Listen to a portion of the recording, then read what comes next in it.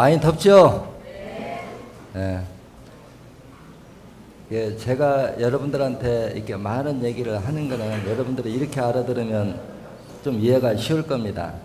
뭐냐면 우리가 각자 자기 맡은 역할을 모두가 충실히 하면 남의 거 간섭하지 말고 각자 자기 위치에서 자기 일만 종교인이 됐든 학자가 됐든 우리가 정치인이 됐든 자기 위치에서 자기 의무만 다하면 이 사회는 바로잡아지거든요. 이게 전부 남의 탓이라고 돌리고 남이 잘해야 내가 할 수 있다 이렇게 하면 영원한 안식은 없습니다. 모두가 내 탓이요 하고 자기 위치에서 의무를 다할 때만이 그 권리도 보장된다. 그래서 권리와 의무는 동일하다 이런 차원에서 이해를 하시면 좋을 것 같고요. 이 시간에는 제가 원래 암에 대해서 좀 설명을 좀 해볼까 하고 예정을 잡았는데 골다공증에 대해서 조금 설명을 해달라고 해서 같이 곁들여서요. 아까 어느 분이 대퇴골 골두 그 괴사증에 대해서 조금 이렇게 걱정하시는 분이 있고 또 골두 괴사증이나 골다공증이나 우리가 한 부분에서 이루어져 있느냐 몸 전체에서 이루어지느냐 이거는 원리는 전부 똑같아요. 차이는 그거밖에 없어요. 그래서 먼저 이제 이 시간을 좀 맞춰가지고 골다공증과 대퇴골 골두 무혈 괴사증에 대해서 설명을 하고 그 남은 시간에 암에 대해서 좀 이게 보강 설명을 해볼까 합니다. 그래 골다공증 하면 어때요? 뼈 속이 삭아서 뼈에 있는 철분, 석회질, 칼슘 이런 부분들이 녹아서 뼈가 벌집처럼 이렇게 약해지는 현상을 우리가 골다공증이라고 합니다. 근데 이 골다공증을 먼저 이해하기 위해서는 뭐를 이해하면 되냐고 하면 우리 인체는 한 몸이라 해서 모든 부위가 혈액의 농도, 피의 맑기가 동일한 게 아닙니다. 혈관이 막혀서 피의 유속이 느린 데는 산도가 높고요. 유속이 빠른 데는 피가 좀 맑아요. 그래서 항상 한 몸이라고 해도 피가 못 도는 데는 물로 말하면 고인물에 해당하고 피가 잘 도는 데는 흐르는 물이다. 요거를 연상해서 들으면 이해가 쉬울 거예요. 그래서 이제 뼈가 녹는 거는 우리가 녹았다 그러면은 뼈를 녹이려고 하면 녹인 거는 골다공증이 돼서 뼈가 삭아서 골다공증이 된 거는 결과고 그 결과에 대한 원인은 반드시 있어요. 근데 그 원인에 들어가 보면 과연 산도가 높아서 뼈를 부식시키지 않고도 뼈가 녹았을까 하면은 공부를 안 해봤어도 강산의 산화작용이 뼈를 부식시켰다고 하는 건 상식이에요. 그렇죠? 네, 상식이 되는 거고 그럼 산도는 왜 높아졌을까? 이거를 연상하면은 우리 몸은 여러분들이 이제 머릿속에서 연상할 때요. 우리 몸에 피를 맑게 하는 정상 혈액을 유지하려고 하면 전체가 해당되지만 전체적인 면에서 대표적으로 피를 맑게 유지시켜주는 피를 정화시켜주는 기능을 하는 대표적 장기를 얘기하라고 하면 신장과 간이 1순위가 됩니다. 그래서 신장 기능이 떨어지면 요산, 약산 수치가 올라가고 간 기능이 떨어지면 중산, 탄인산 수치가 올라가는데 이 약산과 탄인산, 중산의 차이점은 뭐고 강산의 차이점은 뭐냐 하는 거 요것만 이해하면 쉽거든요. 그래 이런 부분에 대해서 산이라고 하는 게 뭘까? 이거 생각하면 아주 쉽거든요. 우리 육신이라고 하는 게 제가 보면 먹이사슬 연결고리다 그러잖아요. 먹이사슬 연결고리인데 살아있는 생명체는 어떤 에너지원의 외형적 변화가 일어나기 위해서는 산과 화학 반응이 일어나지 않으면 물질은 변화가 일어나지 않습니다. 산과 근데 이 화학 반응 속에서는 항상 뭐가 생기느냐? 불완전 연소 물질의 질소가스가 생겨요.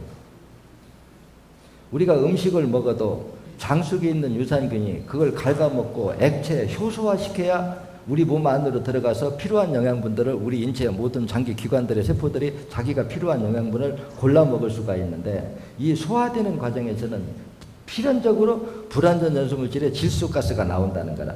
이 질소가스의 기체가 액체화된 것이 바로 산인데 이 산을 해독을 하려고 보니까 종류를 나누려고 하면 수백 가지, 수천 가지로도 나눌 수가 있는데 그 나눠서 그 성분마다 전부 이름을 붙이는 거는 제가 공부를 해보니까 별로 의미가 없어요. 그래서 큰 기능적으로 이거를 어떻게 나눌까? 하여튼 이제 머릿속으로 정리한 게 약산, 중산, 강산하고 딱 나눠놨는데, 약산이라고 하는 정의는 뭐냐? 우리가 음식을 먹으면, 우리가 먹는 음식이 정상이라고 하면 그냥 한 520가지의 영양소라고 생각합시다. 520가지의 영양소들을 우리 인체의 세포들이 지가 필요한 영양분을 먹고 소화시키는 과정에서는 520가지의 각기 다른 질소가스가 나온다는 거예요. 이 질소가스의 기체가 액체화된 것을 포괄적으로 요산, 약산이라고 한다. 여러분들 정리됐죠? 근데 이 약산은 기체 상태에서는 호흡기로도 빠져나가고 모공으로도 빠져나가고 소변으로 빠져나가는데, 결정적으로 많은 양이 빠져나가는 것은 신장을 거쳐서 소변으로 제일 많은 양이 빠져나간다, 그 얘기거든요. 그래서 신장 기능이 떨어져서 혈액 속에 이제 요산 수치가 높아지면은 이 산의 화학 반응에 의해서 오는 병이 있고, 산도가 높을수록 산소가 부족하면 산소 부족에서 오는 병이 있습니다. 그래 이거를 포괄적으로 요산, 약산이다, 이제 이렇게 얘기를 하는 건데, 이런 약산 수치는 혈액 속에 밀도가 낮을 때는 혈액 속에 산소를 고갈시켜요. 산소를 고갈시키고 어느 정도 높아지면 혈액 속에 있는 지방 단백질을 응고시키는 일을 하거든요. 약산이 수치가 이렇게 자꾸 높아지면서요. 근데 이 피를, 이 약산을, 요산을 맑게 정화시키는 역할을 하는 게 바로 신장인데, 이 신장 기능이 떨어지면 요산, 약산 수치가 올라간다, 그 얘기예요.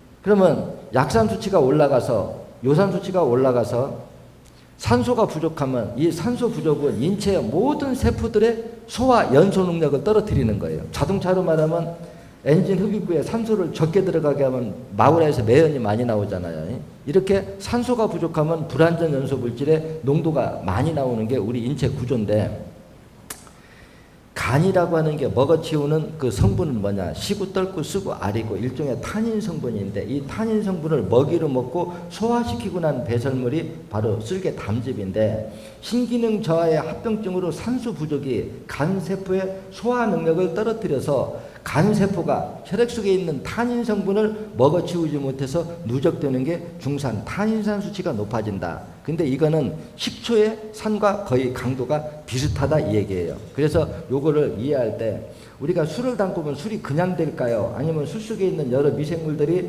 영양분을 갉아먹고 소화시키는 과정에서 나오는 질소가스가 물에 붙들려서 액체화된 게 알코올일까요? 그래서 이 막걸리 상태가 우리 몸에서 소화되면서 일어나는 강도와 거의 비슷한데, 이거를 여과해주는 장기가 신장이다. 이해가 됐죠? 예. 근데 이제 중산의 간은 산소 부족에 의해서 식물이 자기 몸을 방어하기 위해서 가지고 있는 탄닌 성분을 산소의 부족에 의해서 이거를 이제 못 먹어치우면, 못 먹어치운 만큼 혈액 속에 축적되는 게 중산, 탄닌산 수치가 높아지는 거거든요.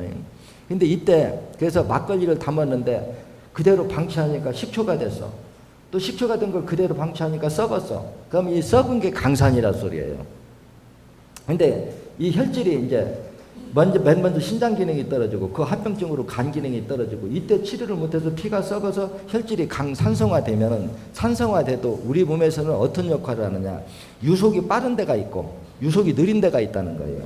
그러면 유속이 느린 데일수록 산도가 더 높으면 거기서부터 병이 발생을 하는데, 이제 이 부분에서 우리가 인체 구조적으로 보면은 우리가 몸을 마음대로 자유롭게 움직이려고 하면 관절이 있어야 되죠. 관절이 마모가 안 되려고 하면 그 골두가 있어야 되고, 그 골두 사이에는 옛날 말로 종발뼈, 디스크, 그 물렁뼈가 있어야 돼요. 그래 그 물렁뼈 그 사이에는 뭐가 있어야 되느냐? 골수, 윤활유 역할을 하는 골수가 있어야 돼요. 근데 이 속에서 여러분들이 이해할 거는 뭐냐고 하면, 골두 있는 부분이 굵던가요, 가늘던가요? 골두는 다 뚜글뚜글하니 크죠? 예. 이 큰데 이 뼈의 관절이 꺾이는 부분은 골두가 크기 때문에 거기 체세포의 개체수가 많이 붙을 수가 없어요. 이 체세포는 우리 몸에서 작은 난로 역할을 한다고 생각하면 돼요. 작은 난로가 100개 있는 거하고 1000개 있는 거하고는 열을 유지하는 게 어떨까요? 차이가 많죠. 그래 우리가 관절이 꺾이는 부위에 있는 데는, 골두가 있는 부분은 체세포 개체수가 월등하니 적습니다. 그럼 월등하니 적으면 온도 유지를 하기가 어렵다는 얘기입니다. 관절 부위가요. 그리고 또 관절 부위에는 어떤 약점이 있느냐? 우리가 팔을 움직이고 힘을 쓰려고 하면 인대가 붙들어서 힘을 써야 되는데 전부 골두에 거기에 붙여서 힘을 쓰고 있으면 근육이 움직일 때 혈액 속에 찌꺼기가 생기면 안쪽으로 이렇게 끌고 들어가게 돼 있어요. 인체 구조가. 이 얘기는 뭐냐? 온도가 차갑고 어혈이 우리가 생겼을 적에 그 부위에 먼저 쌓이게 돼 있다는 거예요. 그러면 어혈이 그 관절 부위에 쌓여서 피가 못 돌면 가뜩이나 체세포 개체수가 적어서 온도 유지하기가 어려운데 피가 못 돌아서 온도가 떨어지면 어떤 현상이 일어나느냐? 우리 인체의 생명체들은 다 소화 능력을 먹고 싸고가 이루어져야 되잖아요. 그래서 정상적인 그 질소가스가 혈액 속에 작은 밀입자 상태로 이렇게 가다가 피가 못 돌고 온도가 떨어진 데 가서는 질소가스의 기체가 액체화됩니다. 그 액체화돼서 이것이 밀도가 높아지면 이 높아진 산이 골두를 녹여버리면 골두가 삭아버리겠죠. 그래서 한 부분만 골두가 강산의 산화작용으로 뼈가 녹는 수가 있고 몸 전반적으로 산도가 높아서 그러니까 전반적으로 산도가 높은 건 대체적으로 빈혈이 있는 사람들. 빈혈이 왜 온다고 배웠죠? 강산의 산화작용이 소장에서 흡수한 모든 영양분을 산화작용으로 파괴하기 때문에 그래도 현재 우리가 난치병이라고 하는 대부분의 질병의 원인 물질은 강산이다 이렇게 설명을 하잖아요. 그래서 강산의 산화작용이 뼈 전반적으로 부식시키냐 근데 전반적으로 부식시키는 중에도 피의 유속이 느린 데는 산도가 높고 산도가 더 높은 데는 그 부식이 더 강한 게 우리가 골다공증이다. 이해됐습니까? 그래서 강산의 산화작용이 뼈에 있는 철분, 석회질, 칼슘을 산화작용으로 녹여버려서 뼈 속이 비는 게 바로 골다공증이다. 그러면 이 설명 속에 치료 방법이 있을까요? 없어요? 이미 설명 다 해준 거죠. 신장과 간 기능을 회복시켜서 피를 맑게 산도를 떨어뜨리게 해줘서 뼈를 다시 녹이지만 못하게만 해주면 녹이지 못하게 하는 행위 하나만 가지고도 골다공증이 치료가 될 거냐 안 될 거냐 하는 거예요. 될까요 안 될까요? 당연히 되죠. 그래서 모르는 사람은 속이 뱄으니까 거기다 세면을 넣어서 때울까? 그렇죠.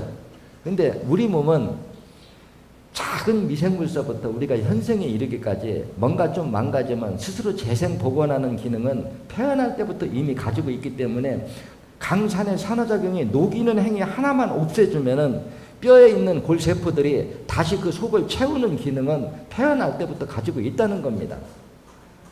이해가 돼요? 그러면 신장과 간 기능을 회복시켜서 피의 유속을 빠르게 해주면은 골다공증은 잊어먹고 살면 저절로 치료가 되는 게 바로 골다공증입니다. 그래서 신천의학에서는 골다공증을 그렇게 심도 있게 설명을 안 해요. 그럼 이 말 속에는 뭐냐? 악성 빈혈을 치료하면 골다공증은 저절로 치료가 된다. 맞아요? 틀려요? 악성 빈혈이 있는 사람은 골다공증도 동반한다. 맞죠? 그러면 이제 한 부분을 끊어서 대퇴골 골두 무혈 괴사증이라고 하는 건 뭐냐? 여러분들이 지금까지 말 들어보면은 고혈압과 저혈압은 정반대다 그러죠. 외관상으로는요. 저혈압은 혈압이 낮은 거고 고혈압은 높은 건데 신천의학에 들어오면은 고혈압과 저혈압은 오는 원인이 같다 이래놨어요. 그래놓고 어떻게 설명하느냐? 신장과 간 기능이 떨어진 합병증으로 어혈이 만들어졌고 그 어혈이 6번 고혈압표를 맞으면 6번을 막으면 고혈압이 발생하고 5번을 막으면 저혈압이 발생한다. 이렇게 설명한단 말이에요. 그러면 6번, 8번을 빼주면 고혈압 치료가 되는 거고 5번, 8번, 5번, 30번을 빼주면 저혈압 치료가 돼요. 근데 요 중에서 하나 더 빠진 걸 생각하자고 하면 예를 들어 갖고 부정맥은 1번, 9번을 빼주면 치료가 된다 그러죠. 그러면 이제 다시 원점으로 들어와서 대퇴골 골두 괴사증은 신장과 간 기능이 떨어진 합병증으로 혈전, 어혈이 생겼는데 그 어혈이 어떤 직업상 하는 일상 우리가 골두 있는 쪽에 장시간 힘을 주고 있으면 근육을 경직시키면 혈관은 어떻게 될까요? 수축되겠죠. 혈관이 이렇게 좁아지면은 항상 좁은 데는 어혈이 쌓이게 되어 있습니다. 그래 어혈이 형성된 게 좁은 데도 쌓이지만 자체적으로도 어혈이 만들어져요. 이 얘기가 무슨 얘기냐고 하면 아마 발목이 자주 삐는 사람들 강의 대부분 일어났을 거예요. 발목이 뺐을 때 바로 빼면은 어혈이 많지 않은데 팽팽 굳어서 시간이 지는데 빼면 어혈의 양이 엄청 많을 것이다 일어났어요. 그러면 발목이 뼈는데 다른 데 있는 어혈이 떠내려와서 거기서 쌓여서 많아졌을까? 발목이 뼈다고 하는 것은 근육이 놀랬죠. 근육이 놀래서 경직되면 피가 못 들면 산소 공급이 안 되고, 산소 공급이 안 되면 그 부위만 독자적 생명체이기 때문에 갑자기 산도가 높아집니다. 산도가 높아지면 어떤 현상이 일어나느냐? 혈액 속에 있는 여러 성분이 산도가 낮은 데서는 그냥 흘러가다가 산도가 높은 데서는 응고돼 버려요. 그 응고된 게 혈전이고 어혈이기 때문에 바로 안 빼져서 유속이 느리면, 우리 혈관은 한번 막히면 막힌 데다 자꾸 이렇게 보태주는 역할이 이렇게 해서 일어나거든. 그래서 발목이 뺐을 때 바로 빼면 어혈의 양이 얼마 안 받고 바로 해결이 나는데, 그놈을 기부스를 해놓고 거기다 찬물로 냉찜질을 하면 어떻게 될까요? 냉찜질의 원리는 뭐냐? 근육을 수축시켜갖고 붓지 말라고 하는 거예요. 근데 몸이 붓는 건 왜 붓을까요? 지금까지 여러분들이 심천학을 배우면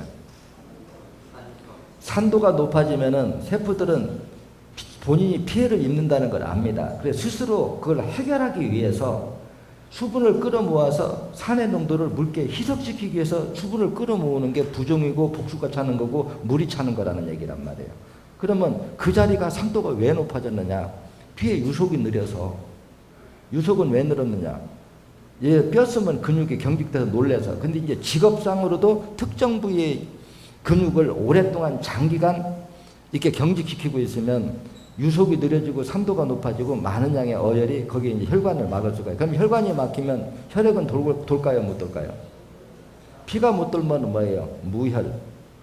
피가 못 도니까 영양 공급, 산소 공급이 안 되면, 피가 못 돌면 그곳은 항상 고여있는 물이다 생각하면 돼요. 고여있는 물은 시간이 지날수록 어떻게 돼요? 부패가 된다는 건 산도가 높아진다는 거죠.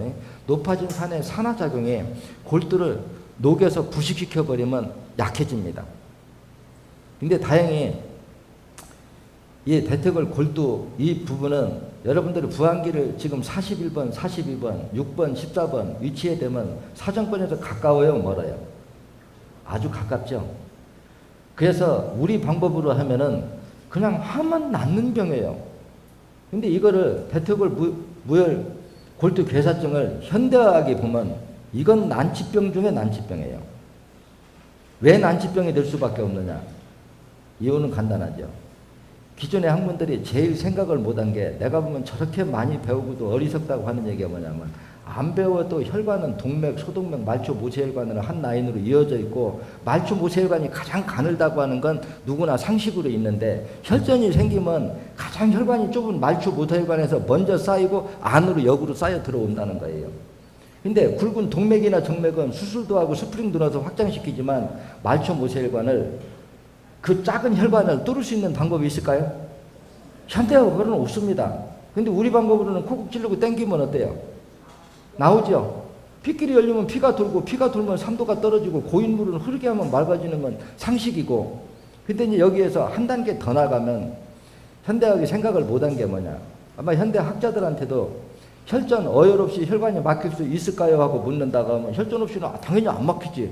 안 막히면 피 잘 돌아. 피 잘 돌면 병 올 일 없어요. 상식이죠. 그러면 혈전이라고 하는 게 주성분이 지방 단백질인데, 지방 단백질은 산과 화학 반응이 일어나지 않으면 절대 응고가 되지 않는다는 거예요. 그래서 그 응고되는 그 원리를 제가 요즘에, 옛날에는 콩 두유로 비유를 많이 해놨죠. 콩의 주성분이 지방 단백질인데 거기다 간수를 넣어봐라. 지방 단백질이 응고되는 게 이게 혈전 어혈이 만들어지는 과정이다. 근데 요즘에는 이제 우유에다가 집에 많으니까, 요즘은 두부 잘 안 만드니까 우유의 주성분이 지방 단백질이잖아요. 우리가 생우유 때를 혈액이라고, 맑은 혈액이라고 생각하고 거기에다 간수를 넣으면, 간수가 간수를 넣어도, 우유에다가 간수를 넣어도 응고됩니다. 식초를 넣어도 응고돼요. 산과 화학 반응을. 그러면 아주 신 과일 즙을 넣으면 응고될까요, 안 될까요? 됩니다. 이게 뭐냐? 중산 탄인산은 항상 지방 단백질과 화학 반응을 일으키면 그 응고되면 이것이 혈관을 막는 혈전 어혈이 만들어지는 과정이다, 그 얘기란 말이에요. 그러면 그 어혈을 다시 못 만들어지게 하려고 하면 신장과 간을 회복시켜서 산도를 떨어뜨려 버려주면, 피를 맑게 해주면 새로운 어혈이 안 만들어지는데, 과연 현대의학이 신장과 간을 그대로 놓고 재생 복원시키는 학문이 있느냐 질문해 본다고 하면 안타깝게도 신장과 간을 그대로 놓고 재생시키는 학문은 저는 현대학은 아예 없습니다. 어떤 식이냐? 신장과 간 기능이 떨어져서 산도가 높아져서 면역 기능이 떨어져서 세균이나 바이러스 들어오면 항생제, 맞죠? 산소가 부족하니까 심장이 빨리 뛰어 혈압이 높아져 신경 안정제, 통증이 와 진통제. 그래서 내 몸이 통증이 오고 불편함을 느끼면 뇌가 그걸 알아채지 못하게 하는 방법으로 치료를 하려고 했기 때문에 그 오랜 세월 해답을 못 찾은 거지.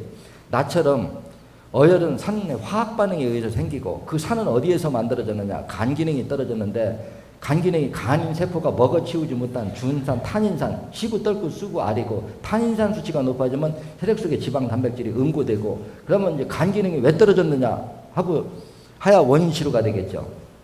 왜 떨어졌느냐? 신기능이 떨어져서 요산 수치가 높아졌고, 요산 수치가 높아진 합병증으로 혈액 속에 산소 부족이 되면 산소 부족이 간 세포의 소화 능력을 떨어뜨려서 간 세포가 먹어치우지 못한 중산 탄인산이 혈액 속의 지방 단백질을 응고시킨다. 그럼 응고시키는 원리는 뭐냐? 그래서 이걸 따져보니까 혈액 속에는 아주 다양한 영양분들이 정상적이라고 하면 작은 미립자 상태로 따로따로 떨어져 있어야만이 우리 인체 세포가 자기 식성에 맞게 필요한 영양분을 골라 먹는데, 이 영양분이 작게 떨어지게끔 하는 역할을 우리 인체 성분 중에서 대표적으로 하는 게 뭐냐? 바로 췌장의 배설물인 췌장세포의 배설물 인슐린, 인이 그 역할을 한단 말이에요. 그럼 인이 하는 역할은 뭐냐고 하면은 영양분의 피복을 살짝 응고시켜서, 우리가 사탕으로 말하면 비닐봉지를 입혀가고 서로 달라붙지 못하게 해서 나달로 떨어지게 하는 역할을 해요. 근데 이 피복을 벗기는 역할이 중산 탄인산이 해가지고 한 덩어리로 엉겨붙은 게 열물처럼 끈적한 것, 그걸 얘기를 해주는 거란 말이에요. 그래서 이거를 예전 강의 때에 보면 제가 밀가루를 물에 푸는 역할을 하잖아요. 밀가루를 찬물에다 풀어놓으면 하얗죠. 하얀데 현미경으로 뒤다보면 작은 미립자가 하나하나 따로 떨어져 있을 거라는 거라. 그걸 끓여보면 어때요? 한 덩어리로 붙어버리죠. 그게 혈전이고 어혈이라는 겁니다. 근데 이거를 한 덩어리로 응고시키는 역할을 하는 게 중산 탄인산, 간 기능이 떨어지면 혈액이 응고된다, 그 얘기죠. 그래서 이렇게 생각을 하면 이미 생긴 건 녹여서 빼내버리고 다시 안 생기게 해야 재발을 안 하잖아요. 그렇지, 다시 또 막지를 않으니까. 근데 다시 생기지 않으려고 하면 신장과 간 기능을 회복시켜야 되는데, 요 속에서도 묘한 게 있단 말이에요. 간에 지방 단백질이 껴있어서 지방간이다. 지방간이 간에서 형성됐는데 간 잘못일까요? 신장 기능이 떨어진 2차 합병증일까요? 심혈학을 배워보니까 신장 기능이 떨어져서 요산 수치가 높아졌고, 요산 수치가 높아지니까 혈액 속에 산소가 부족해졌고, 산소가 부족하니까 인체의 모든 체세포들이 소장에서 흡수한 영양분을 못 먹어 치운 만큼 혈액 속에 축적돼서 고지혈증이 된 것이 간의 말초모세혈관을 막은 원인이더라는 그런 거예요. 그럼 간의 말초모세혈관이 막은 거를 치료를 하려고 하면 신장 기능을 회복시키지 않고는 안 되죠. 그럼 간의 말초모세혈관이 딱 막은 상태에서 세균이 들어가서, 세균이나 바이러스가 들어가서 간에 가서 자리를 잡았다. 그러면 이제 간염이 진단받았어요. 근데 현재 간염에 쓸 수 있는 약이 뭘까요? 항생제죠. 예. 그래서 간에 자리 잡고 있는 세균의 바이러스 종류가 뭐냐? 이걸 따져서 그놈이 죽는 약을 개발해서 넣어준 게 그냥 포괄적으로 얘기하면 항생제란 말이에요. 근데 이 항생제의 원리가 이제 재밌어요. 간에 혈관이 꽉, 이제 말하자면 지방 단백질이 우리가 이제 응고됐으니까 어혈이라고 해야 되겠죠. 어혈이 꽉 막고 있으면 혈관이 피가 못 돌면 우리 몸의 항체인 백혈구가 들어갈 수 있을까요? 없을까요? 못 들어가니까 거기서 자리를 잡고 있었어요. 근데 혈관이 막혀서 백혈구가 못 들어가는 데는 항생제를 먹는다고 성분이 안에까지 들어갈 수 있을까요? 못 들어가죠. 그럼 밖에 노출되어 있는 거는 죽습니다. 간염약을 먹으면 노출되어 있는 건 죽는데, 그 안쪽에 들어가도 혈관이 막혀서 피가 못 들어가는 데는 그 항생제 성분도 안으로 들어가지 못하게 되니까 약을 먹을 때는 밖에 나와 있는 게 죽으니까 수치가 떨어져. 근데 안에 있는 놈은, 밖에 있는 놈 죽었지만 안에는 또 피가 못 도는 데는 그대로 있거든요. 한참 지나서 밖에 항생제 성분이 싹 없어지면 어떨까요? 숫자를 들여도 밖에 나오면 또 승하고 또 약을 먹으면 밖에 있는 놈만 죽고 안은 그대로 있고 끊임없이 반복하니까 간염은 치료되지 않는 거다. 그러니까 뭐야? 만성 간염이다. 그러면 간염약이 왜 환부까지 못 들어갔을까요? 왜? 혈관이 막혀서. 혈관은 왜 막혔느냐? 혈전 어혈 때문에. 어혈은 왜 생겼느냐? 고지혈증은 왜 됐느냐? 신기능이 떨어져서. 그러면 간에서 오는 병이 과연 신장 기능을 회복시키지 않고 간에서 오는 병을 고칠 수 있겠느냐? 그러면 간경화는 다른 병일까? 간암은 다른 병일까? 이걸 또 한번 생각해 봐야 돼요. 그렇죠? 근데 이 부분도 생각을 하면은 아주 간단하게 이해할 수 있어요. 심천의학에서는 무록, 비지종, 섬유종, 담석, 간경화, 암 이렇게 설명하죠. 그럼 무록에서부터 암까지 차이점은 뭐냐? 산의 강도가 약산이냐 중산이냐 강산이냐 이거밖에 차이 안 납니다. 산의 강도에 따라서 응고 물질이 달라진다는 거예요. 그래서 혈액 속에 지방 단백질만 응고시킨 것을 우리가 단순어혈, 흔히 체지방이라고도 분류할 수 있는 거고 혈액 속에 있는 철분, 석회질, 칼슘과 지방 단백질과 혼합되어서 응고된 거 이거를 뭐냐? 심천의학에서는 섬유질화된 어혈, 그래서 섬유종 물질 어혈 이렇게 돼요. 이 어혈은 혈관을 꽉 막고 있으면은 아무리 땡겨도 안 나옵니다. 그냥 거기만 뻥구구탄이 불러 있어요. 그러면 지금 내가 어떤 성분이 화학 반응에 의해서 응고됐다고 하는 걸 설명을 했어요, 안 했어요? 했죠? 이걸 역으로 풀어서 그거 녹이는 처방을 하면 이거 녹아 나오게 돼 있어요. 근데 그냥은 안 나옵니다, 이게. 근데 이제 혈질이 강산성화되면 어떤 현상이 나느냐? 지방 단백질은 강산의 산화작용에 의해서 녹아서 없어지고 철분, 석회질, 칼슘, 콜라겐 성분과 화학 반응을 일으켜서 응고된 게 뭐냐? 바로 담성 물질의 어혈이 만들어지는데 이것이 말초모세혈관 끝에서 광범위하게 굳으면 그게 피부 열관상에 닿으면 거북등이고 간에 말초모세혈관을 맞아서 굳으면 그게 간경화인데 콜라겐 성분이 많이 함유되냐 적게 함유되냐에 따라서 돌처럼 단단하게 굳느냐 아니면 콜라겐처럼 굳느냐 이 차이밖에 안 난다는 거예요. 그럼 여기서 한 단계 더 높아져서 그 강산의 산화작용 때문에 간세포가 죽음을 의식할 정도로 산도가 더 높아졌다.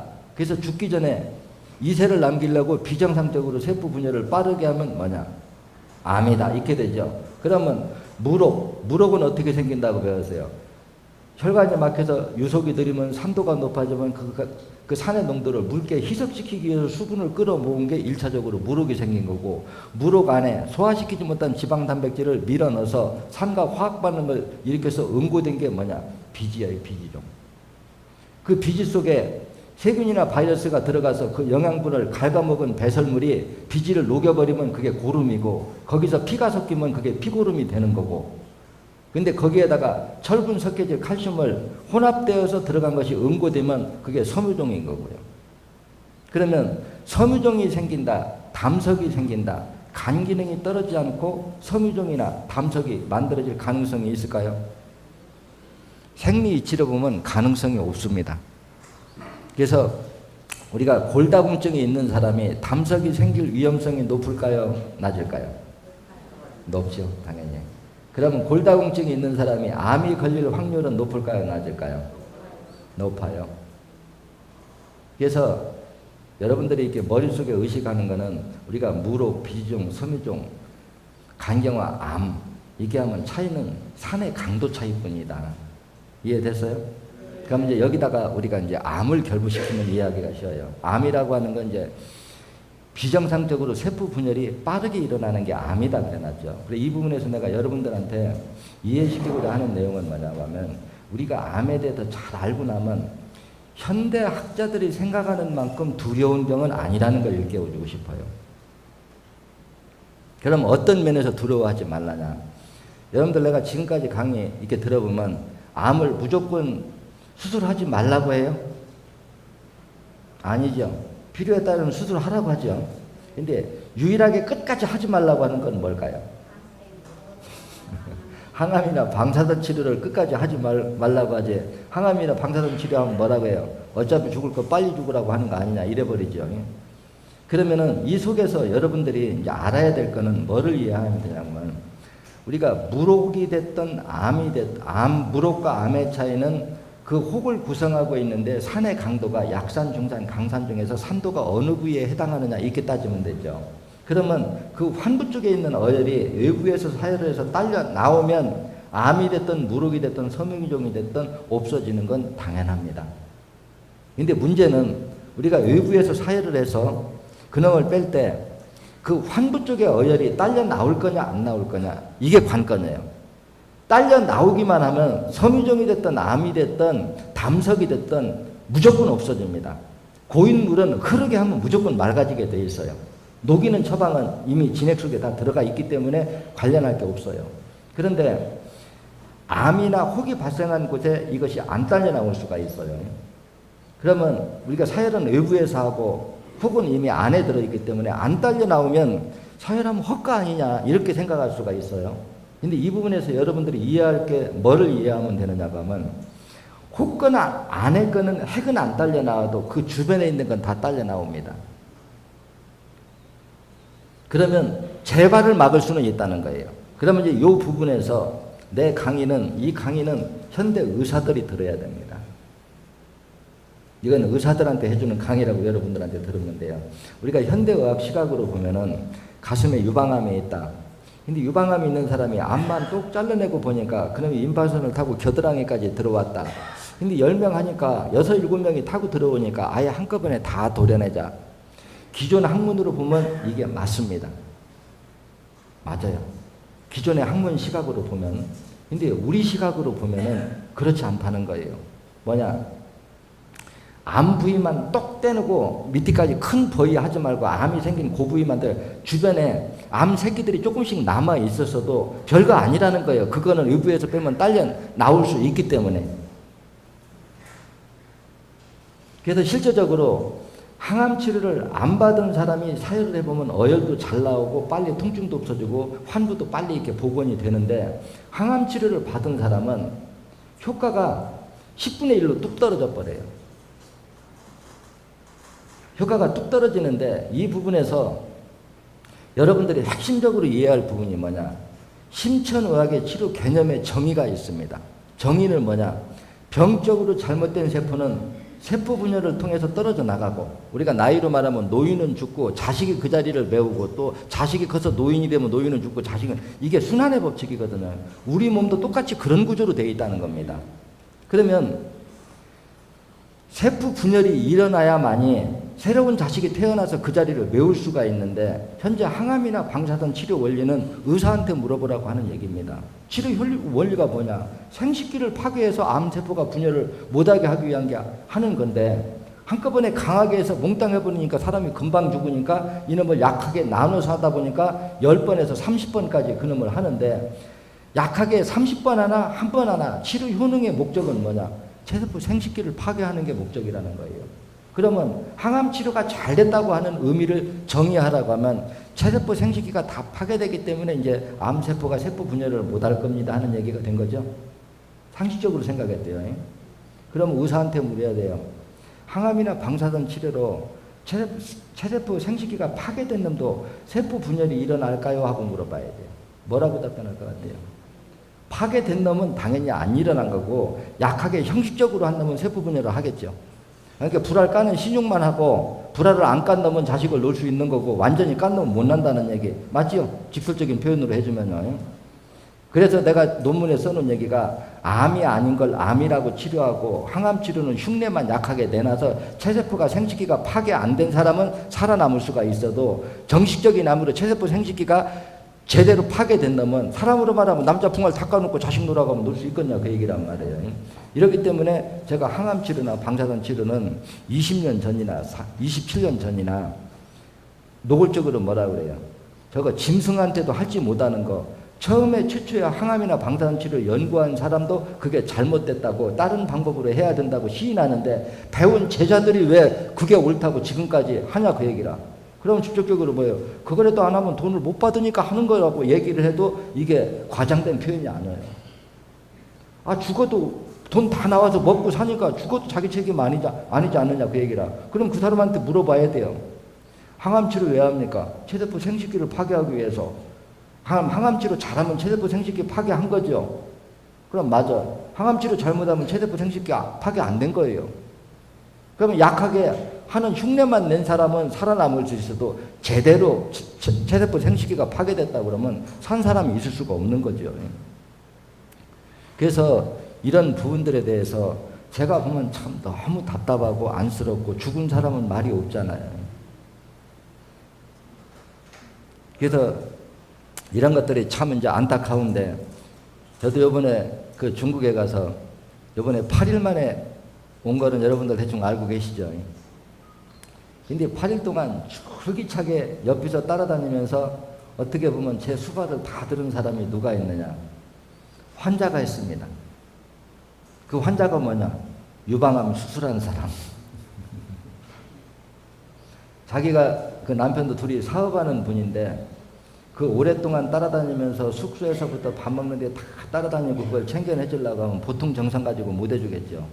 근데 자기가 실제 마음이 감사하지 않아서도 그렇게 할 수 있을까요? 여러분 생각에 할 수 없겠죠.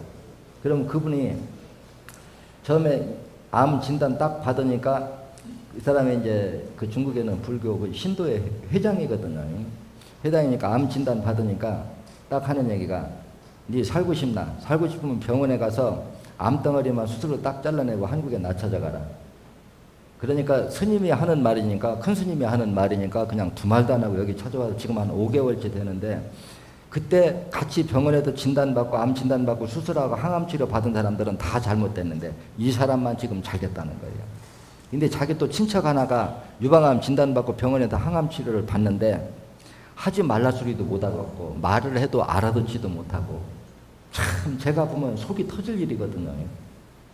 근데 그 중에서 이 환자만 살아남았는데 얼굴이 뭐하가 있게 자꾸 좋아져.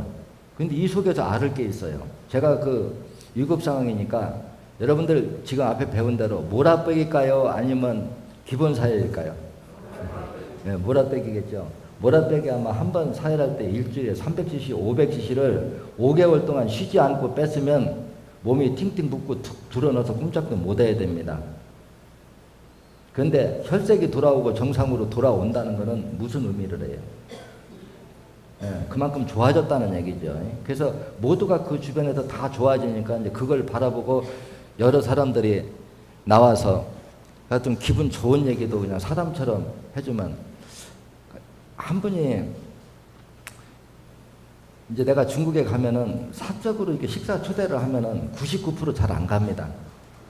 밖에 거의 안 나오고 호텔에서 머물고 있다 교육 끝나면 뻗고 나버리죠. 밖에 나가도 이제 안 나고 이러는데 아주 목을 메고 이미 요리사까지 대동해가지고 근데 이분이 중국에서 큰 병원을 하는 그 자금을 대주는 자기가 안 하고 그 다른 사람이 운영하게 만들었는데 이제 병원 원장급이고 사업을 하는데 나를 초청하려고 하는 이유가 두 가지가 있더라고요.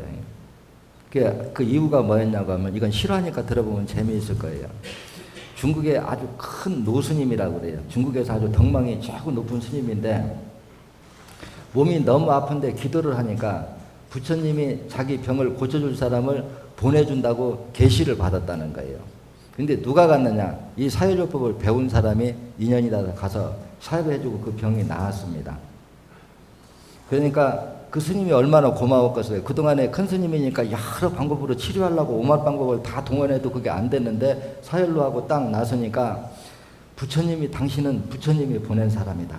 너무 감사하다. 근데 이분이 너무 중국에서 많이 알려준 분이기 때문에 그분을 치료했다고 하는 그 이미지 하나만 가지고 중국에서도 얼마든지 사업을 할 수 있을 만큼 할 수 있는데 그 사회조법을 해준 사람이 뭐라고 딱 답변을 하는 거예요. 사실 이거는 내 의술이 아니고 한국에 스승님이 따로 있습니다. 그래서 나는 그분의 공부를 배워서 스님을 해드린 것뿐입니다.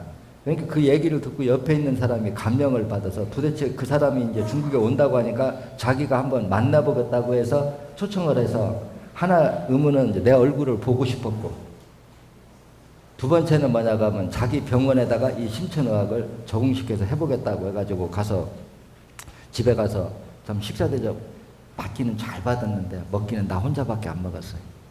중국 전통 음식이라 다른 사람 못 먹더라고요. 그래서 내가 어거지로 먹어주니라고 참 벌 제대로 받기는 받았는데 그래도 그 마음이라고 하는 게 너무 감사하잖아요. 근데 이렇게 효능이 나타난 게 과연 효능이 뭐였을까? 여러분들 생각해 보면은 그동안에는 모든 병이 혈관이 막혀서 피가 못 도는 쪽에서 발병을 하는데 그 혈관이 막힌 쪽이 말초모세혈관인데 그놈을 빼서 피를 잘 돌게 하는 방법으로 치료를 하려고 안 했기 때문에 치료가 안 됐던 거지 병 고치는 방법 자체가 어려워서는 아니라는 거예요. 여러분들 생각해도 그렇죠? 네.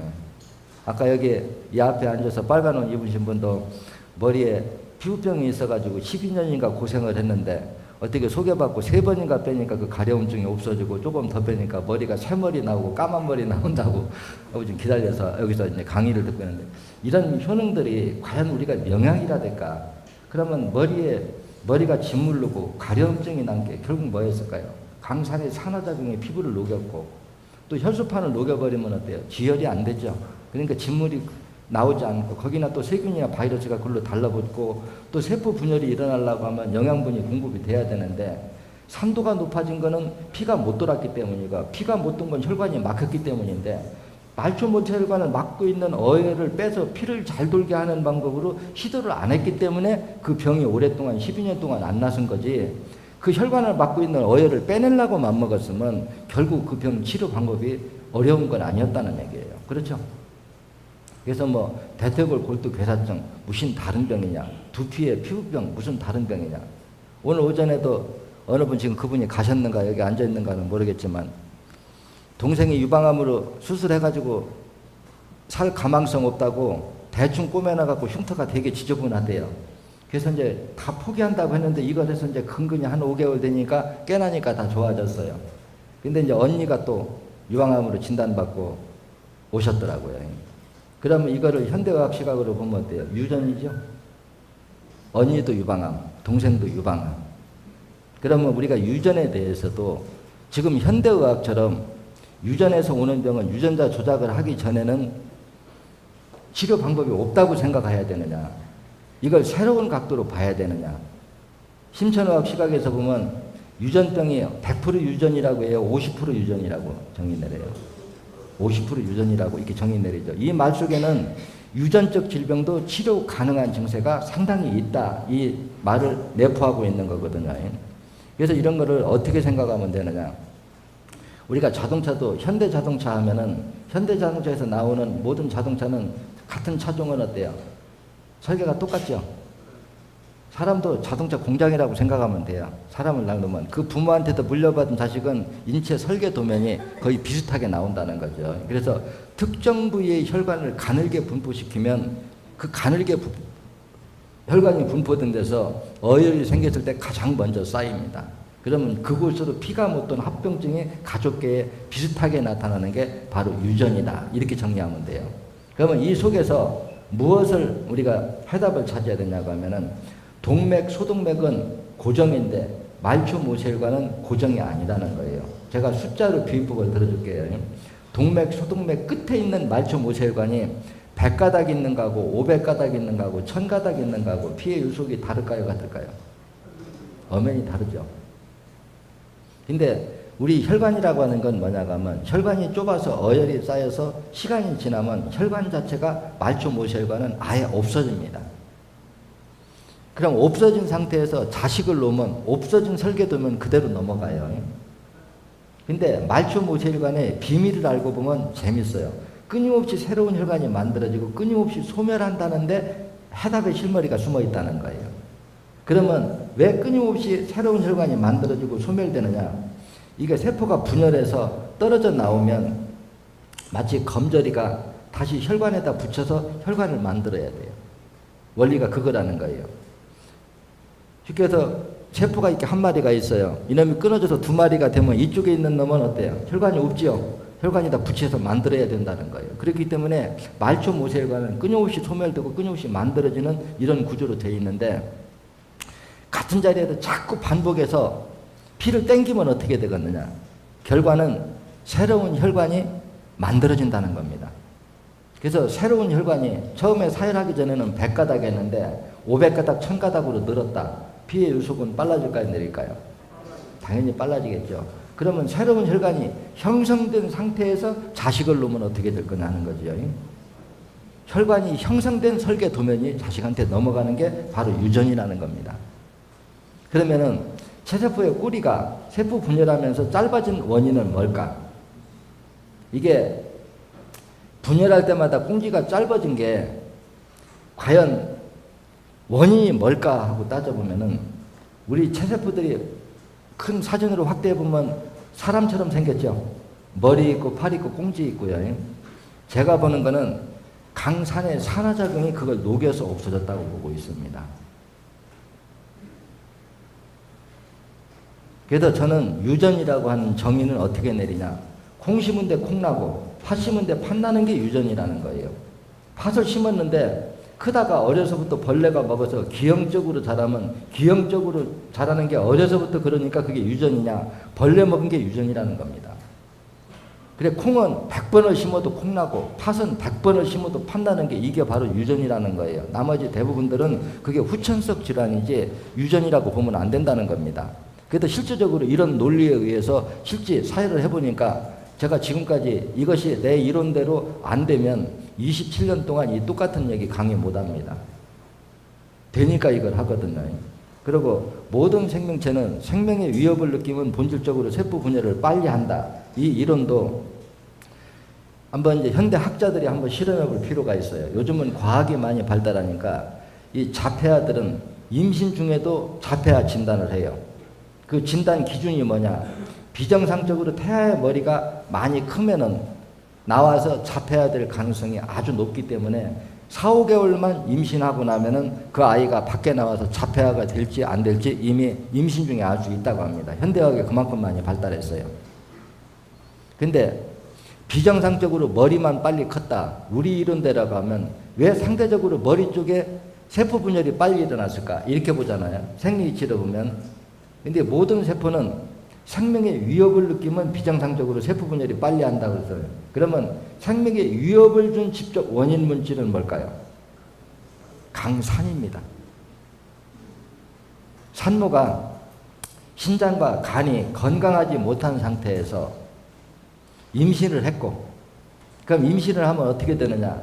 폐하가 세포 분열을 하면서 나오는 약산과 중산을 산모의 신장과 간이 맑게 여과를 해서 걸러줘야 되는데 산모 본인 자체에 나오는 약산과 중산도 신장과 간이 기능이 떨어져서 피를 맑게 유지를 못 시켜주는데 폐하가 세포 분열하면서 나오는 약산과 중산을 산모가 걸러주는 걸 떨어지면 높아진 산의 산화작용이 혈액 속에 있는 지방 단백질을 덩어리 피에 응고를 시키고 그는 응고된 놈이 폐하의 구번을 막아버리면 머리 쪽에 산도가 높아지면은 세포 분열이 빨라도 비정상적으로 머리가 커진다는 겁니다. 제가 진단하는 방법이에요. 근데 제가 이렇게 진단한 게 순간적으로 진단해 주거든요. 뭐냐면 전화를 누가 하는데 병원에 가는데 태아가 비정상적으로 머리가 커져갖고 아니 머리가 커진 건 얘기 안 해요. 병원에 가서 진단하니까 자폐아 진단을 받았는데 어떻게 하면 될까요? 하고 저한테 전화로 물어요. 근데 그 즉시 혹시 병원에서 머리가 비정상적으로 크다고 하지 않더냐 그러니까 그걸 어떻게 알았냐는 거예요. 근데 저처럼 이렇게 생각하면 자폐아라고 진단받으면 뭔가 머리가 비정상이 돼야 되고 비정상으로 나타날 수 있는 건 비정상으로 머리가 컸다는 불과 1, 2초 만에 계산해내는 거거든요. 그러니까 그걸 어떻게 알았냐는 거예요. 그거 당연히 알지 이 공부하면. 그럼 어떻게 하면 될까요? 그 사람이 내 말을 믿을까 안 믿을까 그걸 모르겠다. 내가 웃으면서. 우리가 지금 강산의 독자가 있어요 없어요? 있죠? 임신 중에는 사열하여 못해요. 못하죠? 그러니까 자폐아를 키우는 것보다는 출산하기 전까지 폐하가 세포 분열하면서 나오는 그 산모가 세포 분열하면서 나오는 약산과 중산을 산모의 신장과 간이 못 걸러주면 시간이 지날수록 산도는 어떨까요? 자꾸 높아질 수밖에 없죠. 그래서 산도가 이빨이 높아져서 수분을 끌어모을 정도가 되면 그게 임신 중독증입니다. 그런데 사혈은 할 수가 없어요. 그러면 사혈을 할 수 없다고 해서 방법이 없을까요? 애기 놀 때까지 강산을 해독해주면 되는 거죠. 그래 그 얘기를 해주니까 옆에서 누가 하나 듣다가 자기 딸이 병원에서 자폐아 진단 임신 중에 받았는데 강산 먹여서 지금 정상화로 잘 크고 있다고 얘기를 해주더라고요. 그래서 생명의 논리를 알고 보면 이렇게 치료할 수 있는 방법이나 예방할 수 있는 방법이 없는 게 아닌데, 중요한 거는 이런 공부를 해보지도 않고 지켜만 보고 있다가 자폐하니까 뇌혈관이 막힌 게 공부시킨다고 혈관이 뚫릴까요? 여러분 생각에? 차라리 막고 있는 거 녹여서 빼내면 간단할 거를 막고 있는 걸 그대로 놔두고 교육하나 한다고 치매 환자들한테 고스톱 친다고 이게 막힌 뇌혈관이 뚫리겠냐 그 얘기예요. 이거 10,000원 들여도 10원 효과도 못 되는 방법으로 지금 답답한 짓을 하고 있는 거죠. 시간 다 됐다네. 좀 쉬었다 합시다.